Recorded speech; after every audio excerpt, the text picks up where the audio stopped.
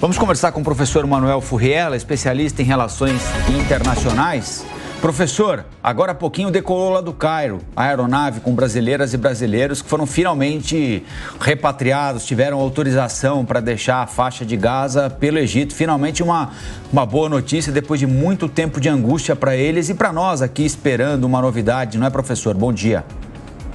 Bom dia, com certeza. Realmente eles ficavam expostos ao fogo cruzado. Esse é o grande dilema, esse é o grande problema, aliás, de todos os civis que estão lá na faixa de Gaza, né? Por isso que há uma insistência em criação de corredores humanitários, de medidas mitigadoras para evitar com que civis sejam alvejados, atingidos, vitimados naquele conflito. Lembrando aqui que, pelo direito de guerra, o conflito, a guerra, não envolve civis, eles têm que ser protegidos, envolvem as forças armadas que estão relacionadas à guerra. Então, aí, só para a gente deixar claro, é o Exército, as Forças Armadas de Israel e o Hamas com seu grupo armado. Então, esses estão em conflito, esses combatem, esses têm as suas questões reguladas. Civis têm que ser protegidos. Agora, a questão que ainda fica na mesa é de efetivamente esclarecimentos por que de tanta demora. Porque mesmo tendo acontecido de uma forma feliz no sentido de que nenhum dos 34 e depois 32 brasileiros e estrangeiros, né, que estão no grupo, tem alguns que estão pedindo refúgio também, óbvio, está tudo bem, eles não se feriram, eles não se machucaram, mas o período que passaram lá, com privações, com desafios, inclusive psicológicos, realmente vai ficar para a vida deles.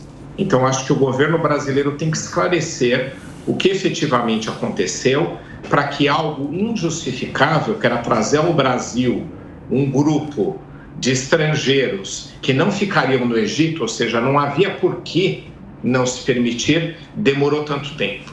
Não estou culpando propriamente o governo brasileiro por isso, acho que não é o ponto aqui, mas o governo brasileiro esclarecer quais foram efetivamente os motivos que levaram, né, ao Egito, Israel e mesmo os Estados Unidos, que está relacionado com a questão, a demorarem na autorização, eu acho que isso tem que ser trazido para a opinião pública. A partir dos políticos ligados à esquerda, professor, acreditam que a atuação brasileira, quando estava à frente do Conselho de Segurança da ONU, tenha influenciado essa demora. O senhor acredita que isso pode ser uma possibilidade ou não? Eu acho que efetivamente não. Até temos alguns exemplos. Existem estados ou pessoas nacionais, melhor dizendo, de alguns países que têm até uma relação ríspida com Israel, que aliás não é o caso do Brasil, né? Nós tivemos alguns episódios agora de desentendimento, conforme você menciona, em relação a presidir o Conselho de Segurança, né? O Brasil, a forma como o Brasil deu encaminhamento, talvez não tenha agradado em todos os pontos a Israel, mas o aspecto é que nós temos uma relação estável com Israel, nós apoiamos a existência de Israel, também apoiamos a causa palestina, né? Então, acho que esse tipo de encaminhamento maduro que o Brasil traz não traria propriamente desgaste. Agora, veja só, por exemplo, cidadãos da Indonésia, que é um país que tem problemas com Israel, onde o governo não reconhece Israel, teve os seus nacionais sendo levados de lá, né? Então, acho que pode ter, obviamente, algum ponto de desgaste, mas por conta de outros exemplos, como este que eu mencionei, é que continua a dúvida sobre efetivamente essas razões. Se faltou tato à diplomacia brasileira em tratar desse assunto, né? Até mesmo porque, repito, aqueles que estão vindo agora ao Brasil em nenhum momento iam permanecer no Egito, ou seja, nem trariam riscos ao Egito. Eles só iriam entrar em território egípcio, como entraram, para que depois viessem ao Brasil. Então, eu não consigo imaginar exatamente que ponto que faria com que isso acontecesse. Cabe ainda, eu acho, como eu disse, um esclarecimento maduro. Se efetivamente essas questões de divergência entre Brasil e Israel levaram a isso, eu acho que sim, o governo brasileiro vai ter que cobrar uma posição de Israel mais madura, no sentido de que, obviamente, numa questão humanitária, a gente não põe esse tipo de obstáculo, né? Então, acho que a gente tem que ter um pouquinho mais de informações, o governo brasileiro nos esclarecer agora que efetivamente estão chegando em segurança ao nosso território. Então, isso também permite um pouco, né, um posicionamento mais assertivo do Brasil, porque em momentos delicados, às vezes, se recua por um bem maior, digamos assim, que é trazer a salvo essas pessoas para cá. Né? O bem maior é proteger a vida dessas pessoas. Depois vem o lado político, os esclarecimentos, mas tem que vir. Professor, o primeiro-ministro de Israel, Benjamin Netanyahu, disse ontem à NBC que não pode falar muito sobre o assunto para não atrapalhar o andamento da negociação, mas que há uma tentativa de acordo com o Hamas por troca de refém. O senhor acredita que isso significaria o quê no conflito? Bom, já desde o início a gente imaginava que seria nessa linha de troca de reféns, porque tradicionalmente é o que acontece. Né? Aqui também deixando claro que não é novidade que se tenha reféns. A novidade que se tem nesse conflito é de que o volume foi muito grande, civis, né? A gente tem aí 220, 224 civis ainda, né, israelenses ainda sob o poder de Hamas. Não há uma quantidade exata, porque os dados não são exatos, mas são mais de 200 pessoas, ou seja, muito considerável. E num contexto onde o país foi invadido e eles foram levados para lá para servir de escudo humano. Então, o que tem de novidade nessa questão dos reféns são esses pontos, o volume e o contexto. Né? Mas, efetivamente, civis serem pegos por grupos divergentes, principalmente por terroristas, para ter algum tipo de barganha, negociação com governos, não é novidade. E, invariavelmente, é para trocar por prisioneiros, até porque muitos integrantes do Hamas estão em presídios israelenses, até porque não é de hoje, como a gente sabe bem, que o conflito existe e que o Hamas representa desafios. É um grupo que, desde a sua concepção em 87, já declarava que ia combater a existência de Israel, que negava a existência de Israel. Então, o problema não é de hoje. Então, o ponto é que, no início, não foi isso. O Hamas não fez essas reivindicações, usou como escudo humano, como, aliás, infelizmente, também usa seus nacionais. Porque com a quantidade de civis que estão na faixa de Gaza, junto com os reféns, né, num território tão pequeno, você tem ali um tipo de blindagem à incursão israelense, porque as forças armadas israelenses, obviamente, sempre vão evitar vitimizar civis, né? E aí o Hamas usa isso. Agora, essa nova conversa, essa retomada da conversa, essa proposição de Israel é sim uma novidade, tem que ver se o Hamas vai aceitar, porque, como eu disse, desde o início não foi para essa questão clássica de troca de reféns por presos. Né? Isso não foi proposto pelo Hamas. Agora tem que ver se nesse contexto isso começa.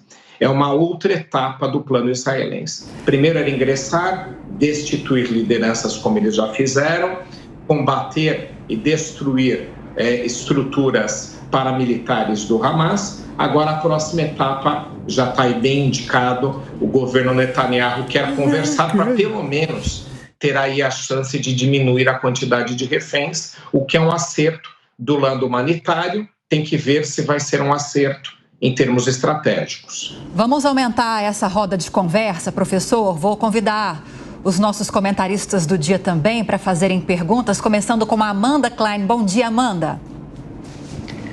Bom dia a todos, bom dia professor, bom dia à nossa audiência da Jovem Pan. Professor, de qualquer maneira, quando a gente fala em condições humanitárias, parece que é uma palavra que não combina com nenhum dos lados desse conflito, né? Nem com Israel, tampouco com o Hamas. Quando a gente vê a atual luta, o conflito, a disputa se dando em torno do maior hospital de Gaza, o hospital de Al-Shifa, e relatos muito perturbadores de recém-nascidos retirados de incubadoras que não funcionam mais devido à falta de energia, os geradores que foram todos bombardeados, já não funcionam mais, sabe, tendo que ser embrulhados em papel de alumínio, sendo mantidos vivos de forma manual, além dos que já morreram e dos combates em torno desse hospital. De fato, é muito perturbador, porque vira uma guerra de versões, né? Israel diz que está tentando retirar essas pessoas internadas, mas, obviamente, isso é muito difícil, dependendo da condição em que essas pessoas se encontram, que o Hamas que impede, o Hamas fala o contrário, que Israel bombardeou o hospital. Como esse conflito tem sido visto pelo resto da comunidade internacional? E eu acho que todo mundo olha para isso, e as manifestações vêm crescendo em outros países, com uma crescente antipatia, uma crescente condenação e críticas muito veementes a Israel, porque o que a gente está vendo é um verdadeiro morticínio e um banho de sangue que acontece na faixa de Gaza. Bom dia. Realmente, concordo com você, é um horror, né? Os conflitos em geral são realmente muito delicados para se tratar, né? Aí você tem desde o início Israel com a preocupação de tentar diminuir os danos aos civis, porque estava muito claro desde o início para Israel, né, do início da sua incursão, da sua resposta, digamos assim, que o ponto nevrálgico, aí, um ponto delicado, seria efetivamente a questão dos civis. E o próprio governo americano fez esse alerta, né? Joe Biden fez esse alerta. Porque veja só, se a gente pegar o conflito do início, a vítima estou falando deste cenário atual, né? O conflito é complexo, existe desde 1948, mal resolvido, né? Com questões aí pendências para os dois lados. Então esse é o cenário. Falando agora desta questão em específico, né? Israel foi alvo, foi atacado de uma forma, por um ataque terrorista de enormes dimensões. A gente joga na mesma categoria aí, em tempos contemporâneos, aos ataques de 11 de setembro, ao Las Torres Gêmeas em Nova York, e por aí vai. Então está nesse grupo, né? Ou seja, aquilo deu a Israel o direito de responder. Isso perante o direito internacional, está assegurado. O direito de resposta e até mesmo o direito de desmantelar o grupo adversário que lhe causa desafios e riscos constantes, que é o Hamas. Então, esse direito está assegurado. O problema qual é? O problema é que o direito internacional também tem uma outra previsão, que chama direito de guerra, que fala, bom, a partir do momento que a guerra, que é indesejável, por óbvio, acontece, ela tem regras. E as primeiras delas envolvem proteger civis. Então, aí você coloca Israel numa situação, né? Todos nós colocamos Israel numa situação de dar esse direito de resposta, mas ao mesmo tempo exigir que os civis sejam poupados, sejam protegidos, não é? Então esse é o grande problema para Israel no momento. E tanto Israel sabe disso, que se a gente lembrar bem, logo nos primeiros dias da sua resposta, digamos assim, ele panfletou a região norte da faixa de Gaza, alertando os civis que eles deveriam se deslocar ao sul, né, que é uma região onde os combates são menos intensos. Então já se sabe que esse é o problema. Bom, mas é a partir do momento que se instalou a guerra, com todas as cautelas necessárias, mesmo com todas as cautelas necessárias, você tem alguns desafios, porque do outro lado, né, desafiando Israel, você tem um grupo terrorista, e como não é um Estado, não representa um ente estatal, não é um agente internacional regular, é um grupo insurgente, as regras não se aplicam para eles. Então, eles usam hospitais e alvos civis para esconder armamentos, esconder guerrilheiros, né, como a gente sabe. Eles usam os poucos recursos da faixa de Gaza em prol dos grupos armados. Então o combustível ele não vai, por exemplo, para um hospital, ele vai para os equipamentos, para os veículos dos insurgentes. Então você tem esses pontos todos para lidar, né? Então aí que vem efetivamente como eu acho que isso devia de ser conduzido, inclusive para atender os interesses de Israel, que é um corredor humanitário. O que é o corredor humanitário? Você dá uma rota de escape para as pessoas. Você dá uma rota de escape para os civis, uma rota de escape segura, um caminho onde ele sabe que não vai ser atacado por ninguém. E você também abre um caminho para a entrada de suprimentos para quem ainda remaneça naquele território. Então esse é o melhor encaminhamento, mas não há boa vontade política de ninguém, infelizmente, aí eu envolvo tanto o Hamas quanto o governo de Israel, nesse tipo de agenda, nesse tipo de encaminhamento. O resultado é civis sendo atingidos, sendo mortos, a gente já está aí num número de mais de 20 mil pessoas, e os horrores de quem permanece lá e precisa de uma assistência médica, as crianças nos hospitais, ou precisa ter acesso a alimentos. Então, você tem ali todas aquelas pessoas sujeitas a sacrifícios e principalmente a riscos de morte, simplesmente por permanecerem numa zona de um conflito onde eles não são parte. As partes são as Forças Armadas de Israel e o grupo armado do Hamas. Professor, o Cláudio Dantas quer fazer uma pergunta para o senhor também. Cláudio, bom dia, meu amigo. Bom dia, Colombo. Bom dia, Lívia. Bom dia, Amanda. Bom dia, professor. Bom dia a toda a nossa audiência. Professor, nós sabemos que essas negociações para a liberação de estrangeiros que estão ali na faixa de Gaza, elas envolvem, primeiro, quem controla ali a passagem de Rafah, né? De um lado você tem o Egito, do outro lado o Hamas. Além disso, você tem o Catar fazendo mediação e também o próprio Estados Unidos, que é um dos maiores interessados nisso e parceiro de Israel, além, naturalmente, de Israel. Na semana passada, o governo brasileiro chegou a dizer que Israel teria uma palavra definitiva, não me parece o caso. Eu conversei com embaixadores, com diplomatas, inclusive no Egito, em Israel, e eles me disseram que não, que, na verdade, os interesses são muito difusos na região, é uma região em guerra, aquela passagem já é muito complicada, e nesse caso aí você tem muitos outros estrangeiros que também esperam a sua saída, como cidadãos do Canadá, da Alemanha, do Reino Unido, que são parceiros, inclusive, de Israel, né? Então, eu acho que a gente precisa trazer um pouquinho essa perspectiva, porque nós vemos aqui acontecer uma disputa de poder sobre quem conseguiu liberar os brasileiros e, na verdade, me parece que eles estão sofrendo o mesmo que vários outros cidadãos de outros países. Inclusive, nós temos a embaixada no Catar sem comando, o que é, naturalmente, uma falta de articulação importante da diplomacia brasileira. Não é o caso justamente de se colocar isso em perspectiva para a gente parar de ficar olhando para o próprio umbigo, professor? Marcelo, você está corretíssimo, né? A gente tem aí uma série de situações que tem que ser colocadas também na mesa. Os brasileiros não são os únicos, são muitos os estrangeiros. Inclusive tem alguns brasileiros que decidiram ficar por lá, como sabemos, né?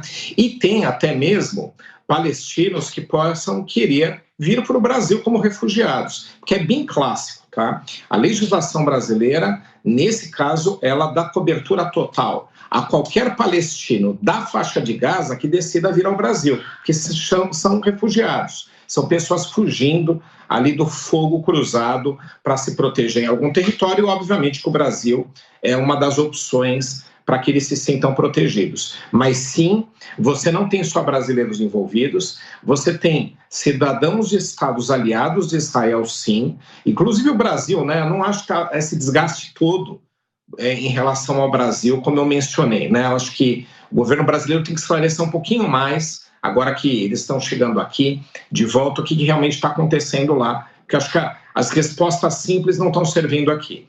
De qualquer forma, você tem, sim, esses estrangeiros lá. Agora, você falou de outro player que tem total influência na região, que é o Catar, e que o governo brasileiro poderia se utilizar um pouco mais dessa força. Então, qual é o papel do Catar ali? O Catar, ele não é considerado um país que apoia grupos insurgentes, grupos armados, como, por exemplo, a acusação que existe sobre o Irã, né? Então, ali é uma relação diferente. O Irã tem interesse em alimentar esses grupos porque tem divergências com Israel. Então, é um outro cenário.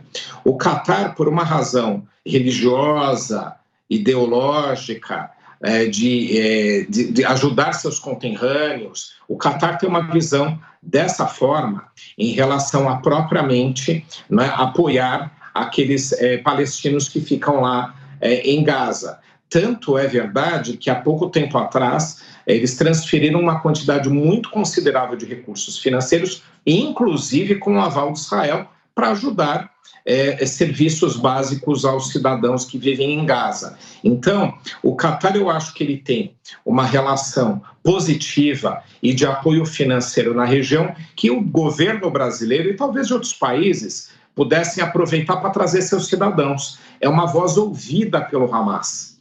E é uma voz ouvida pelo Hamas sem ter desgaste com Israel, né? Então, o Catar, eu acho que sim. Você trouxe aí uma parte pouco mencionada para encaminhamento desse problema com os estrangeiros em Gaza, que realmente, efetivamente, podem ser. Agora, eu não concordo com a colocação feita, né, pelo governo de Israel de que eles teriam pouca influência em Gaza. Não é assim que aquilo foi construído. Então, só para a gente esclarecer um pouquinho aqui. A faixa de Gaza, como a gente sabe, tem uma frente para o Mediterrâneo, o resto está ali ao redor do Estado de Israel, e aquela pequena fronteira de 12 quilômetros lá ao sul com o Egito. Isso é a faixa de Gaza. Mesmo a faixa de Gaza sendo governada pelo Hamas, que é um grupo palestino, ao contrário dos outros territórios palestinos que estão contra os grupos, principalmente o Fatah, aquela eles têm a gestão, mas não a parte das fronteiras. Os limites, as fronteiras da faixa de Gaza, por uma questão de estabilidade regional, inclusive, ficaram sempre a cargo de Israel. Tanto é que Israel decide o ingresso de ajuda naquela região, decide a manutenção dos serviços básicos, mantém os serviços básicos em Gaza, porque tem esse controle. E tem esse controle justamente, não é, para evitar problemas futuros, que acabaram acontecendo, né? Teve um ataque terrorista, uma das surpresas foi essa, poxa, vocês controlam a fronteira da região e chegaram armamentos sem que fossem vistos, então não é bem assim. O Hamas tem seu papel em relação à saída de qualquer estrangeiro, porque obviamente eles governam ali, tem influência. Há relatos, inclusive, de que ameaçaram alguns civis para que não saíssem de lá, não é? Então tem essa questão em relação às pessoas. As divisas, as fronteiras, elas ficam a cargo de uma administração de Israel e uma parte, obviamente, ali por conta do Egito, tá? Então, eu concordo com as suas colocações em relação a de que são difusas as questões. Você tem partes, inclusive, contraditórias tratando das questões dos estrangeiros. Mas Israel tem, sim, um papel muito importante na fronteira, ao contrário do que alegou ou do que tem dito, porque ele é o responsável por esses controles, até mesmo pela sua segurança. Então, agora, na hora de decidir a saída das pessoas, ele também tem que ser ouvido. Muito bem, nós conversamos com o professor Manuel Furriela aqui no Jornal da Manhã da Jovem Pan. Estamos acompanhando a viagem de volta dos brasileiros repatriados, brasileiros e brasileiras, 32 pessoas. 1 hora de voo já, eles decolaram por volta de 6h50 da manhã no horário de Brasília, já são 7h46, param na Itália, param na Espanha, param no Recife e o voo termina em Brasília por volta de 11h30 da noite. Professor, boa semana para o senhor, mais uma vez muito obrigado pela entrevista aqui para a Jovem Pan e até uma próxima, que seja em breve. Boa semana para você. Muito obrigado.